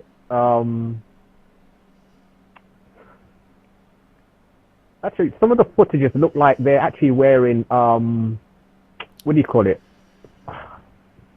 You know, around their sort of like chest. It's just like they have what's that? It's like they're being held up. What that word is. I like on wires or something. Yeah, wires. Yeah. I mean, I've never seen evidence of wires. There'd be points where people would say, "Oh, you can see the shirt that's up like that slightly," but you know, it's just the fact the shirt's billowing, or you know, there's never any evidence. No, it looks like you know, actual wire is actually pulling the shirt up. Seriously, See, I've never seen that. Out. I've literally never seen that. And the thing is, you have these things live, you know? They do them literally live in real time. And there isn't a green screen technology that could edit out wires like that in real time. You know, maybe with a bunch of post-processing, right? Even I could rotoscope out the wires on a NASA astronaut, but not in real time. Not when you've got them doing like a 50-minute walkthrough of the ISS, going through different compartments, in and out of doors, interacting with physical objects that are floating. You know, and the AR contact lens that Jake claims simply does not exist. You know, those things aren't real. Oh, the AR contact lenses. Yeah, I mean, but like, let me be clear. AR contact lenses do exist, but they don't do what Jake claims they do. At the most, they can show some green text on your eyes or outline an object to be able to help you see better in the dark. But there is no AR contact lens technology that allows you to interact with objects in real time that other people can see. That technology just simply does not exist. The displays on the contact lenses, even the ones on what's the name of the company, Uvision, the smallest screen in the world, and it packs 14,000 pixels into an inch, and that's the most that they can do, and that simply allows you to have a bit of text on, you know, over your eyes, and even that's not very good. What flat earthers want AR contact lens technology to be, it's simply not. Yeah, but like at the same time, you're describing like insufficient technology, but you've never actually used these AR lenses, have you? That you're talking about? No, I've done a lot of research into them actually, with the companies themselves explaining what they are. And in the video I did against Jake, I showed the video of the owner of the AR contact lens company talking about what they can do. About how they don't even have FDA approval yet, so people can't even actually wear them on their eyes, and you've got to like look through this little thing to be able to see what it is. And it's the companies that, you know, Jake and other flat earthers show, oh look, there's these AR contact lens companies, look, this is what they do. But then you go and look at that AR contact lens company, and the technology doesn't do what they claim it does. It simply doesn't exist the way they want it to. Okay, so basically the burden of proof is on us to actually prove it does exist. Yeah, absolutely, because I've looked into all the AR contact lens technology in the world, and unless there is some super secret AR contact lens technology that no one else knows about, it doesn't exist. Okay. But like this $50 million budget, like, are you sure that they can't actually make, like, let's say, upgraded contact lenses that actually do that sort of activity? So the company that's creating the AR contact lenses, they have currently spent $1.2 billion in research. And NASA get $50 million a day, which every penny is accounted for. Every single cent of that 50 odd million a day is accounted for. There isn't spare money to secretly go and develop AR contact lens technology. And again, as they're a federal agency, you can track their spending. You know, they have to be transparent. Whether people want to agree with them being transparent or not, that's what they have to do. You know, they have to be accountable. And there is no budget for secret AR contact lens technology. Illegal Opinion says, they are years ahead of us, man. Do you think they tell us all the technology they have? Well, that's a lovely claim, Illegal Opinions, but I've never seen any evidence of this. NASA do not have secret technology. They have the technology that everybody else has available. And the AR contact lens technology that you are talking about simply does not exist. And if you are claiming it does, PCGNet, PJCNet in that Mojo Vision, that's the one I'm talking about. Mojo Vision AR contact lenses. They literally only allow you to see green text and an outline. So thank you, PJCNet, for saying that, because that proves my point. Mojo Vision, who is the world leaders in AR contact lens technology, even theirs are literally just green text. You can go and look it up yourself, Mojo Vision. They do not have AR contact lenses technology where you can interact with physical objects and stuff. That simply does not exist. And if anyone is claiming it is, the burden of proof is on them to provide that evidence. there isn't any. Actually, yeah, I do agree, because you make a claim, you need to provide evidence, because obviously in this day and age, like, you can't actually send somebody to prison or convict them without evidence. So, yeah. Yeah, and that evidence is crucial. Just going, oh, well, they could have secret technology, you don't know they don't. That's not evidence of anything. That's just you guys making stuff up, you know? You could say that about anything. Anyone could have secret technology and, oh, God, you know? But that's just not the case. Yeah, like, well, on the flip side, it's like we're trying to say even though you're claiming it doesn't exist, like, you also don't know it does.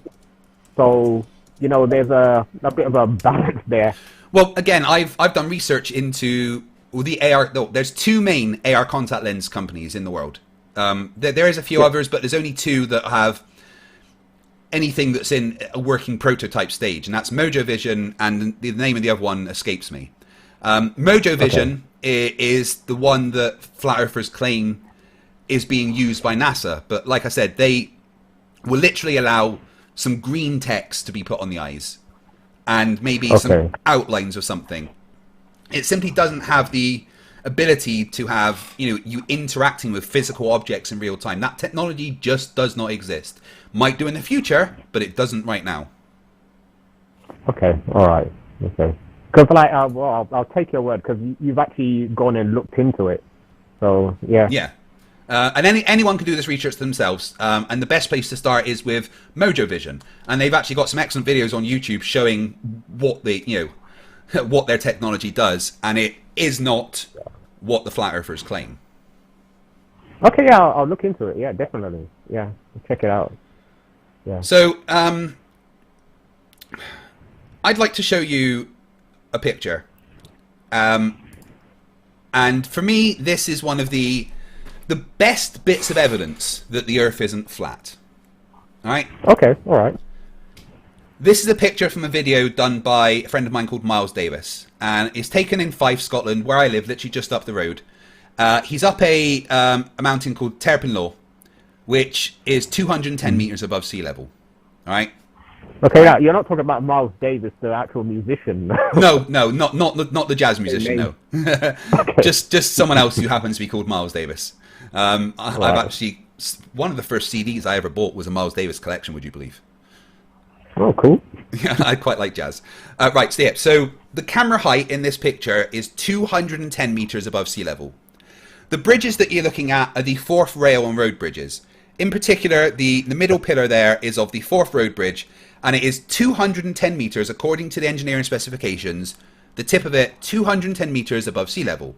So you've got the camera at 210 meters above sea level, and you've got the tip of that pillar at 210 meters above sea level. So you've got a tangent line of sight there, right? Yep. Now, those hills in the distance, they are about 17 miles west of Edinburgh. And those hills in the background are 500 meters above sea level. 500 meters above sea level, which means that they are twice the height above sea level of both the camera and the tip of that pillar. However, if the Earth was flat and it's more than twice the height, those mountains could never, ever, ever appear below that red line, because perspective doesn't make things fall below your line of sight. It will make them shrink into, but never fall below. Which means that either the bottom of those mountains are missing, or you're looking at something which is over a curve. So, now, are you sure it's nothing to do with perspective? Like, no, it can't be perspective, because perspective, like, you've got your line of sight. You've got your eye line, which is 210 meters, and you've got that red line there, which represents 210 meters on that pillar. If it was perspective makes things get smaller the further away they go, right? But that means that it would shrink into that red line and not drop below it. And to demonstrate this, I did a little experiment on my kitchen table. So, in this case, you've got the eye line, which is that yellow line there, right? And I mean, it's flipped based on compared to the mountain picture I was showing you, but it's the same concept. No matter how far away you move these things, they get smaller, but they will never go above that yellow line. They will always be at that yellow line. Because perspective makes things appear smaller, but it doesn't make parallel lines cross. So no matter how far away these things get, they would never cross that yellow line. They would always shrink into it. And I give an excellent example of this in a second when I just use one and I move it backwards and forwards. Here we go. So I take this one on the right and I just move it backwards. And obviously you can see it appears to get smaller. Right? It looks like it's smaller, but we know it's not. It's still the same size. It just appears to be smaller. However, all it's done is shrink into that line of sight. It's never crossed it. It's never moved away from it. Right? It's shrunk into it. That's what we expect perspective to do. Yeah. So it's never gone above that yellow line. It's just, it stayed relative to that yellow line, which is what we expect perspective to do. So in this case, perspective would cause the mountains to shrink in size, but always stay above that red line, because that's your line of sight. If it's dropped below it, that means that they are physically below it. And the only way that can be the case is if those mountains in the distance are over a curve.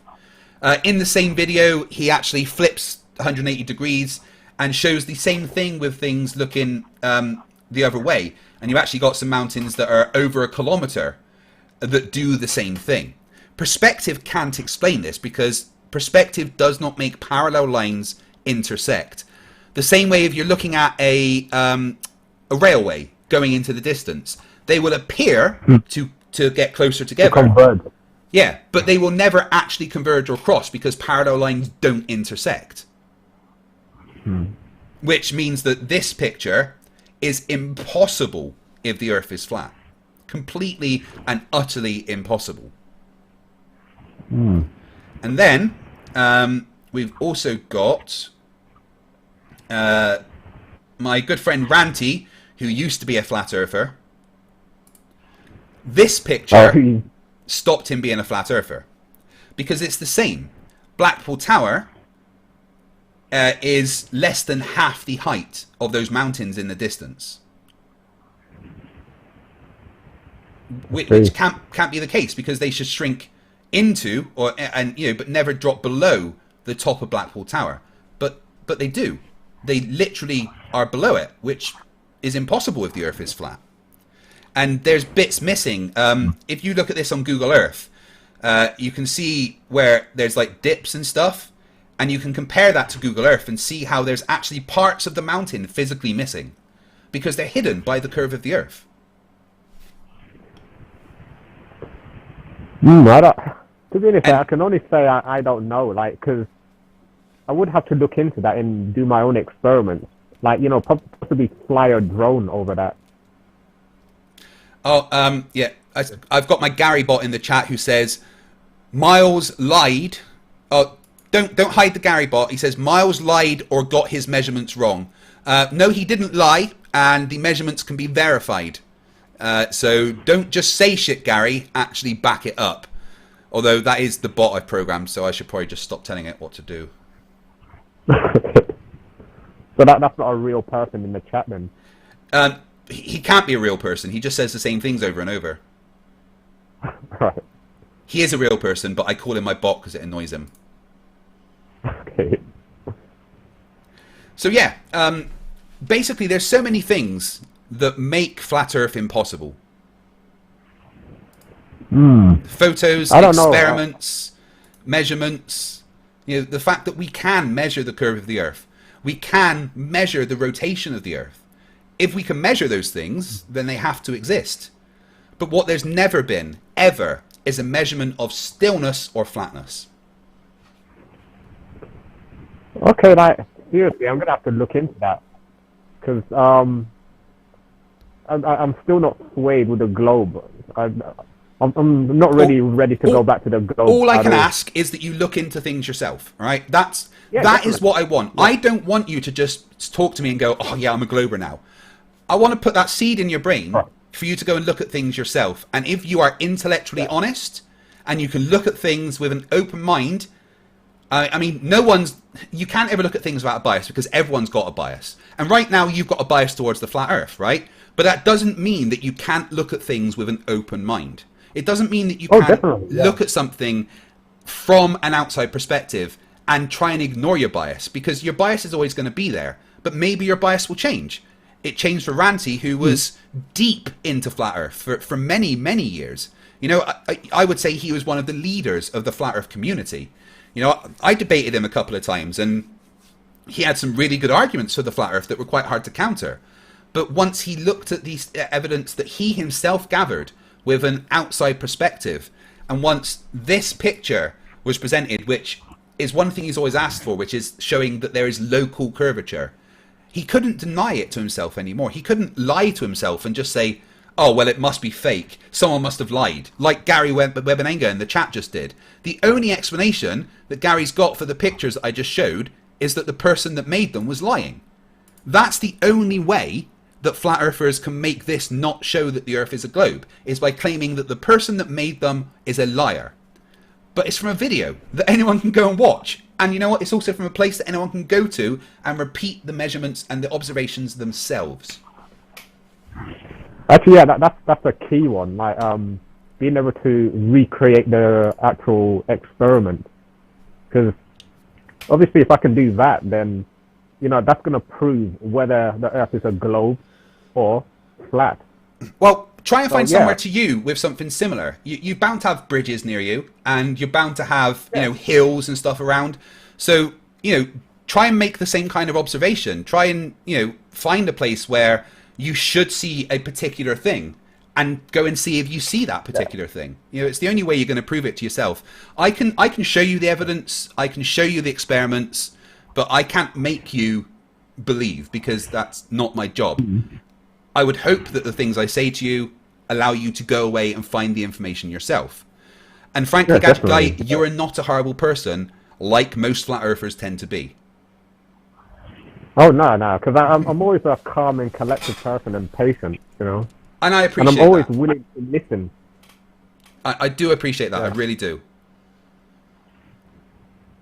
Okay. I mean, we've been going for about 2 hours now. Do you want to leave it there? Yeah, I know it's gone quick, eh? That long. Yeah. Right. I'm going to read super chats and stuff.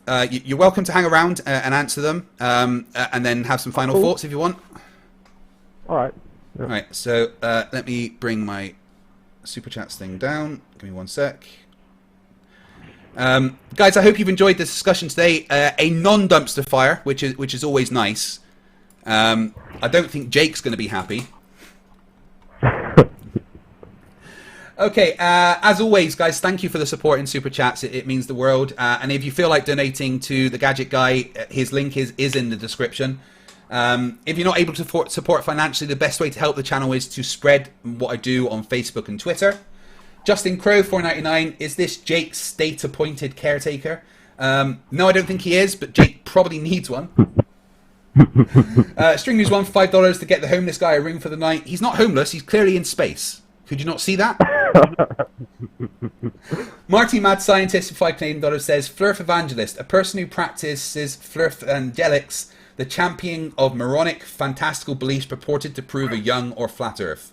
Yeah, I guess. Thank you for that. And then he's got another one for Flerf Angela bait. A Flerfangelist debating another Flerfangelist, small hands, hairy palms, and a penchant for glue are seemingly required. I would pay money to see Jake the asshole debate Nathan Oakley. I would actually pay money for that. That would be amazing. Actually, I'll pay money to see you debate Eric Dubay. I've challenged Eric Dubay. I have challenged him several times. He has never debated anyone in his life and keeps blocking me. So, all right.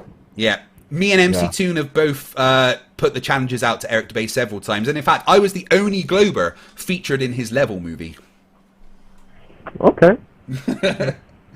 Catty Karn for €5 says, my cat has never left the house and is convinced the earth is flat and would like to debate you. I have never won an argument with him. Good luck. I don't argue with cats. They are my boss. We've got a new member, Cindy Sue, thank you. Tintali, $10. Jake is probably disappointed with his spokesman. I'm not. I've been actually very impressed talking to this guy. Era Gwen for $10, £10. I don't often get to see these live, and only just got here. Looking at the Flerfs outfit, what am I seeing? He's actually got Bluetooth like inside his Parker top. I think that's quite cool. Yeah. Chuck Fury, FuriousComedy.com, $5. Gadget, you seem nice. I'm American, and I know our government is deceptive, yet I know Earth is round by my own observation. Please do your own experiments. Okay. Yeah. Nice. Lord of Luna's Pooh for $5 says, a co-worker asked how good I was at Office. I said, I excel at it. He said, was that a Microsoft pun? I said, word. Budum. Pivot Croy, €5. You should tell him about the Flerf that pretends to be a child on TikTok to talk to other kids about Flat Earth. Yeah, have you heard about that? Flat Earther called Sleeping Warrior, who pretends to be a child so he can talk other children into being Flat Earthers. How wrong is that? No, I've never heard of it. I've heard of Sleeping Warrior, but not really what he does. I know he obviously argues for Flat Earth, but he hates me with a burning passion. Really hates me. I've destroyed him twice in debate and he didn't like it. But his current thing at the moment is lying to children about being a child to prey on. I mean, without no sexual connotations in this, but the guy is a child predator. You know, he literally preys on children, and it's so wrong. Flat Earth or not, it's just wrong. Yeah, that is wrong. Seriously. Yeah. Chuck Fury, FuriousComedy.com, $2. OMG, Pratt's even funnier with music and makeup. I know, he was already a clown. I didn't need to put anything on. Facty279, thank you for not using that CGI wallpaper anymore. We had to... The red's going soon as well. We're redecorating the whole place, but the red is much better than the flowery wallpaper I used to have, you're right. Gary, I quite like the red. I don't know why. The red's nice, but it doesn't really go with the rest of the room. We only painted it red to get rid of the horrible wallpaper that was there. Gary IOW says he's dropped me a couple of DMs that I may find useful. I'm sorry I didn't get to those, Gary. My bad. STE for £2 says, fantastic guy. He will discover the truth soon. NANA for $6.66 says, looks like I missed another one. Hail Satan. Hail Satan indeed. Timo Lynch, new member, thank you. And Daryl Jackson for $5. You went from a scheduled landfill fire to an actual conversation. I do like the actual conversations. They make me happy. Gadget Guy, I do want to say to you, thank you very, very much for being a decent person and having a decent conversation with me. Have you got any final thoughts that you'd like to put out? Sorry, I didn't hear the question. Any final thoughts? Anything you'd like to finish the debate with? Yes. I'd just like to say that obviously, like I said, evidence is key. It's actually crucial. Yeah. So, can't actually claim, that you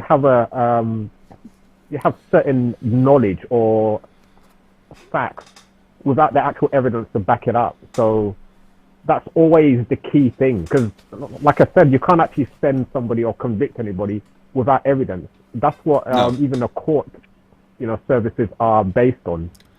So, you need empirical evidence and empirical data, to... I agree. Yeah. So, any sort of like, any claims you make, always have the evidence to back it up. So, that's just my final thoughts for today. Well, thank you very much. Yeah, thanks for the debate. No worries. I would like you to have a conversation with my friend MC Toon. Okay, yeah, I've heard of him. Yeah. I'll give you his details because he does a similar thing to me, but he's a bit more analytical than I can be, and I think he might be able to explain some things slightly better than I could. But no, Gadget, thank you. Sorry, go on. Okay. No. The thing is, I did see him have a meltdown twice. He can get angry when people lie to him. That's the only thing. But okay. I'm going to leave it there for tonight. Gadget, thank you very much for having a decent conversation with me. Please look into the things that I've said, and if you want any more information, hit me up an email, and I'll send you anything that you need to see. Stringer News 1 says, here's the Gadget Guy, an honestly pleasant guest. Thank you very much. Guys, it's been a great stream. Thank you very much for hanging out with me. I will see you tomorrow, where Speak Truth, Seek Truth will be moderating a debate between me and Rachie 50. Until then, stupidity's not a right. Fight the flat earth.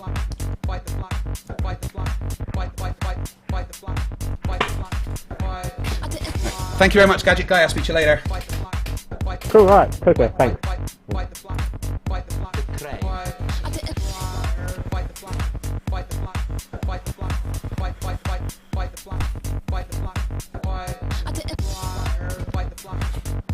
Good night, everyone. See you tomorrow.